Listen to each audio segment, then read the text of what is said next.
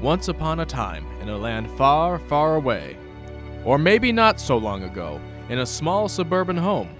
Or maybe the story is set in the future and hasn't happened yet. The point is, we are about to embark on a journey that will forever change us.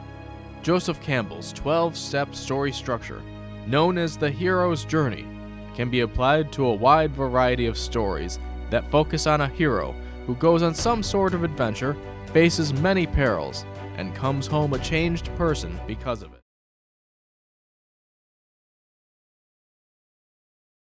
Now I'm looking through with weary eyes. I slip into my foe's disguise. Conveyor belts of human cogs run straight into the mouths of hogs. And we all take chances, but we let them pass too. If you're gonna say one thing and mean another, I suggest you stray from the truth. What more can go when all the world's troubles flutter down with the snow? Failure's despicable with a problem so predictable. If fame and fear is really what you want, well, it takes me in speechless for me to say something that means anything at all. All this hastily pasting the cracks in a crumbling wall.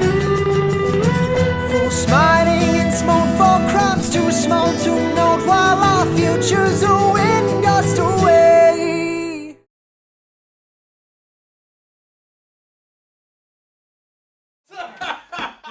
Cool. Rex, are you making pizza? No.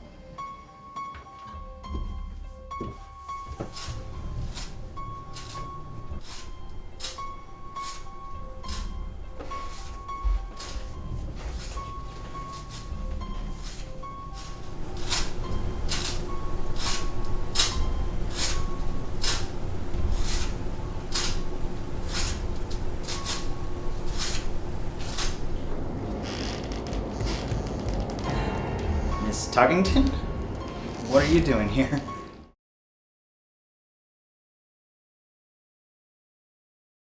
Sally, I hope you don't think that I meant any of those things. It was just a joke.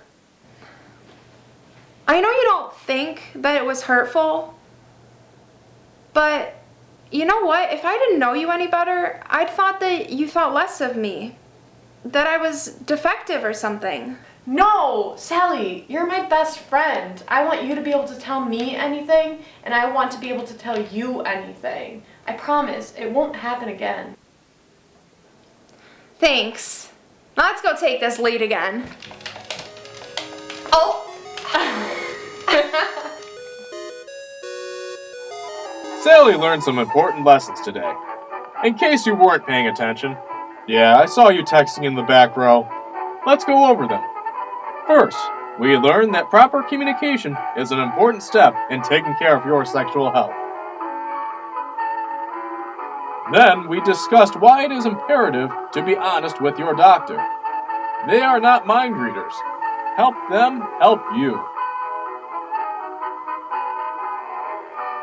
And finally, for years, media have been used to support the narrative that those affected by an STI are somehow less of a human, that they don't deserve the same respect or care that any other illness receives. Let's work together to break these harmful stereotypes.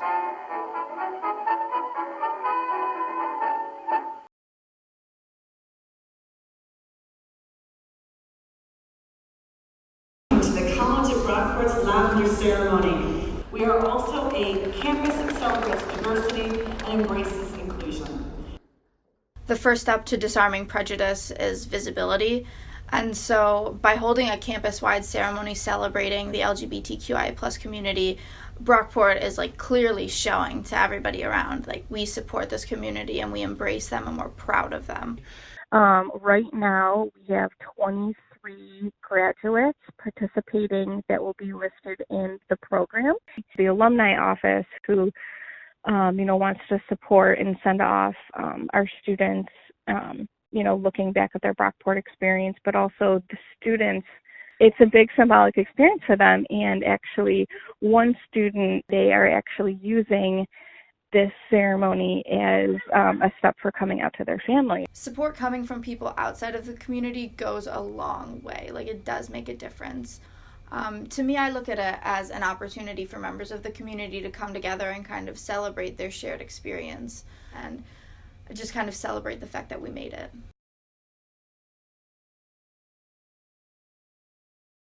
But nothing could prepare her for the joys and struggles of motherhood. There are days where I sometimes wish I could just get up and leave and go out and hang out with my friends. I love being a mom. I wouldn't trade it for anything. I'd rather just stay at home and play with Cameron and, like, hang out with him, and because it's so cool to see a baby, like, grow and do all these, like, different things. Wille, like many other young women, was afraid to tell her family, but was overwhelmed by all of the support she received.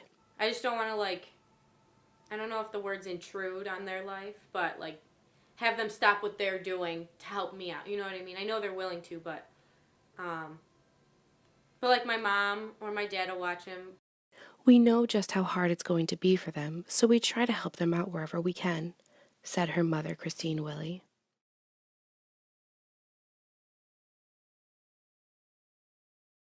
The college at Brockport will soon be undergoing a massive change, because at the end of this semester, Brockport will be breaking ground on the new $12 million North Campus Revitalization Project. This year-and-a-half-long project will be a major change to the pathways and the overall look of the campus, making it safer and more accessible to students with disabilities. The plan includes to develop a new mall between Edwards Hall and the Seymour College Union, improving the flow between buildings and creating a new handicapped-accessible walkway to get to Tower Fine Arts, instead of the large double staircase that forces students with disabilities to find alternative paths to their classes.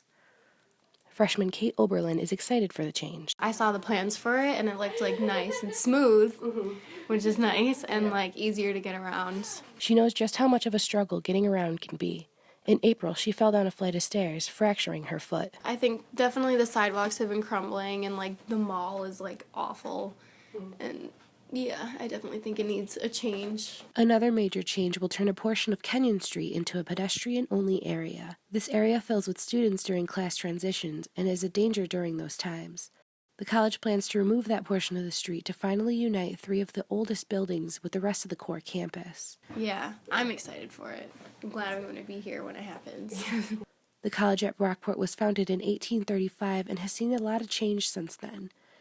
And starting this May, this 464-acre campus will undergo more changes to not only fix problem areas, but to also make a safer and more accessible environment for students with disabilities. Reporting from Brockport, I'm Caitlin Wille, News 4 Brockport.